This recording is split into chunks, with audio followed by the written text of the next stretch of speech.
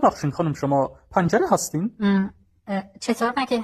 آخه هر وقت گرمم میشه دلم میخواد بازتون کنم. دلم خواهد که زنم بوسه ای بر گردن تو، چه بهتر از آن که شود روزی من کردن تو. اگه گفتین اون کدوم سوراخه که آدم خجالت میکشه بقیه ببینن؟ این که معلومه، سوراخ جوراب.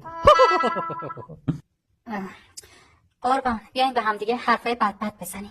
یعنی چه جور حرفایی؟ حرفای خیلی زشت. باشه، گیرم تو کسننت.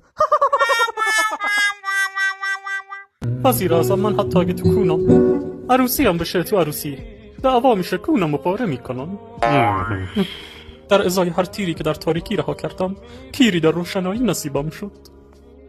غمگینم مثل دستشوی پادگان که تا حالا کون هیچ دختری رو ندیده. دیشب که نمیدانستم برای کدام یک از دردهایم گریه کنم، جق زدم. قربان شما انقدر جق زدین مغزتون گیده شده. من یه پیرزال 100 تومانی سراغ دارم، 100 تومن جور کنید تا همون پیرزالک رو براتون اوکهش کنم.